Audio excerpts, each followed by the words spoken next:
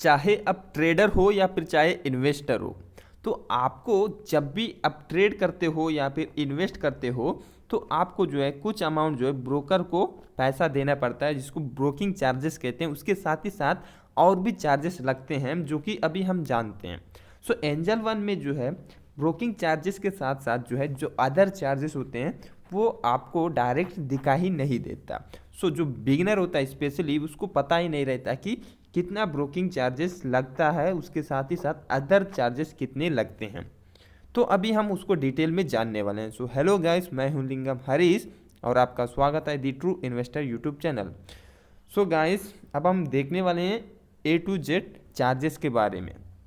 सो जब हम डिलीवरी यानी कि इक्विटी डिलीवरी में करते हैं, यानी कि लॉन्ग टर्म के लिए होल्ड करने के लिए हम बाय करते हैं डिलीवरी में, तो तब क्या होता है, जीरो ब्रोकरेज चार्जेस लगते हैं ब्रोकर के थ्रू। ये ब्रोकर का चार्जेस है, इसके अलावा और भी चार्जेस हैं वो बाद में देखते हैं, ठीक है। तो ये ब्रोकर इसमें कोई चार्जेस नहीं लेता है, तो ये फ्री है। फिर उसके बाद अगर इंट्राडे करते हो, इंट्राडे मतलब ये कि अगर आप आज ही खरीद के आज ही सेल करते हो तो इसको बोलते हैं इंट्राडे। तो इसमें जो है 20 रुपया जो है पर ट्रेड में जो है देना पड़ेगा।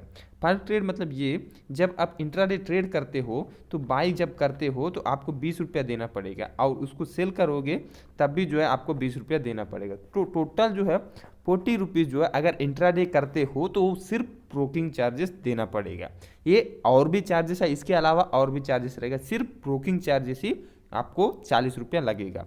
तो ये इंट्राडे, ठीक है। देन इसके बाद फ्यूचर्स में भी ट्रेड करते हैं तो भी उसमें सेम है, और ऑप्शंस में भी ट्रेड करते हो तो भी 40 रुपया पर ट्रेड जो है उसको देना पड़ेगा। यानी कि बाय करते टाइम 20 रुपीज़, सेल करते टाइम 20 रुपीज़। ये तीनों में इंट्राडे करोगे तो अब भी, फ्यूचर्स तब भी, और ऑप्शंस ट्रेडिंग करोगे तब भी आपको 40 रुपया पर ट्रेड देना पड़ेगा। सो उसके बाद हम देखेंगे STT चार्जेस। सो STT चार्जेस का मतलब क्या है, सिक्योरिटी ट्रांजैक्शन टैक्स। ये जो है एक टैक्स है, इसमें जब सिक्योरिटीज मतलब जो हम स्टॉक जो है बाय सेल करते हैं तो उसमें टैक्स लगता है, वो कितना है वो देखते हैं। तो ये टैक्स जो है बाय और सेल करने पर दोनों टाइम आपको डिलीवरी में लॉन्ग टर्म के लिए, जब हम बाई करते हैं होल्ड करने के बाद उसको होल्डिंग को सेल करते हैं तब भी जो है उसमें चार्जेस लगता है। तो वो है 0.1%, यानी कि 0.1% जो है ये STT चार्जेस लगते हैं। यानी कि अगर आप 1000 रुपीज़ का होल्डिंग बेचोगे तो उसमें आपको 1 रुपया का चार्जेस लगेगा, ठीक है। देन उसके बाद इंट्राडे की बात करें तो 0.025% जो है ये लगेंगे। देन उसके बाद ये सिर्फ सेल करने पे लगेगा, बाय करने पे नहीं लगेगा। देन उसके बाद फ्यूचर एंड ऑप्शन में भी ऐसा ही है, लेकिन इसमें चार्जेस कम है।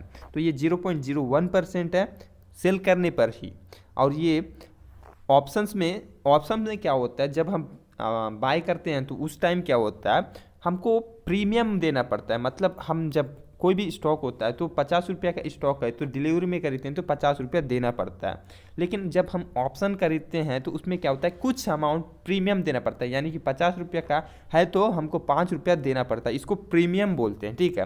तो इसका प्रीमियम का जो है 0.05% जब सेल करते हैं तब ही देना पड़ेगा, जब बाय करते हैं नहीं, ठीक। देन उसके बाद हम देखते हैं ट्रांजैक्शन चार्जेस। तो इसमें NSE में, और जो NSE में जो है डिलीवरी में और इंट्राडे में सेम है, तो यहाँ पर भी यह सेम है, ठीक है।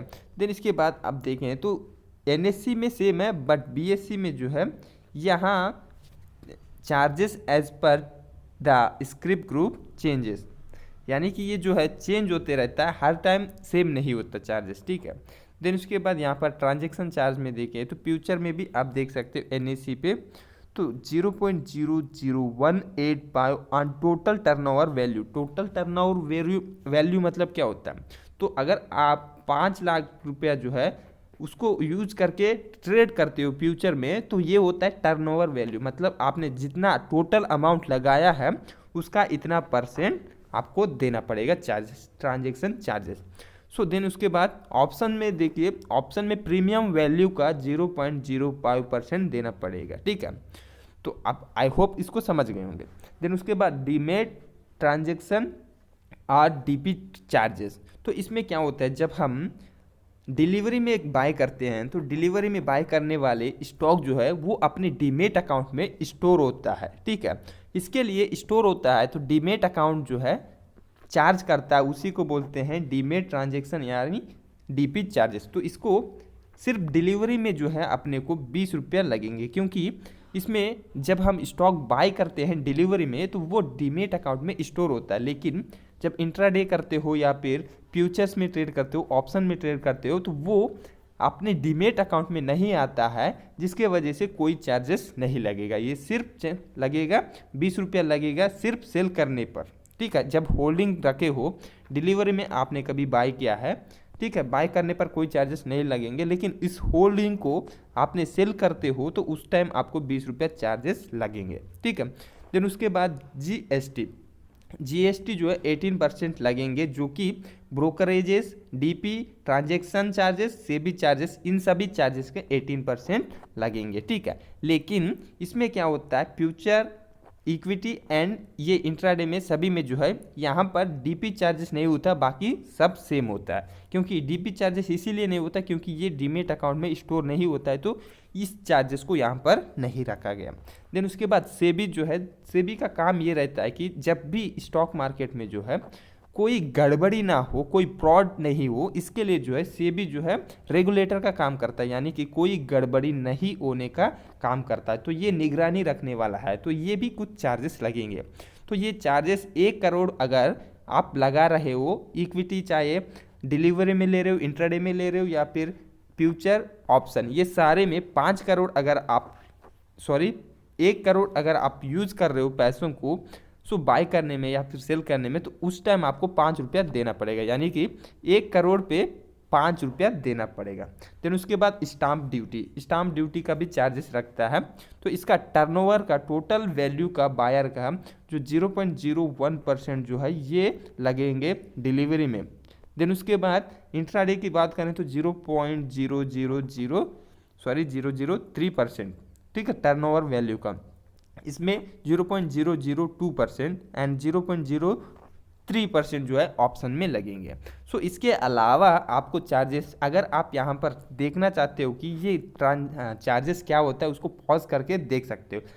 ये चार्जेस यहाँ पर सिक्योरिटी ट्रांजैक्शन टैक्स, यही इसको डिटेल में दिया है, मतलब उसको आप देखना चाहते हो तो इसमें कुछ ज़्यादा है नहीं। तो ये क्या चार्जेस हैं वो बता रहा हूँ। तो स्टाम्प ड्यूटी मतलब स्टाम्प क्या होता है, जब स्टाम्प लगाते हैं तो उसका चार्जेस लेता है, ठीक है।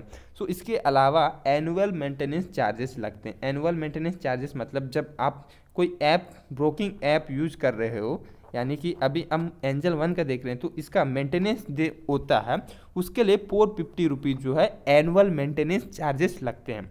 आपका जो है देखिए, angel 1 charges applet annual maintenance charges. इसके साथ ही साथ जो है टैक्सेस भी ऐड होते हैं, सिर्फ 485 रुपया नहीं, इसके साथ टैक्स भी लगता है। तो ये रहा एंजल 1 ब्रोकिंग ऐप का टोटल चार्जेस।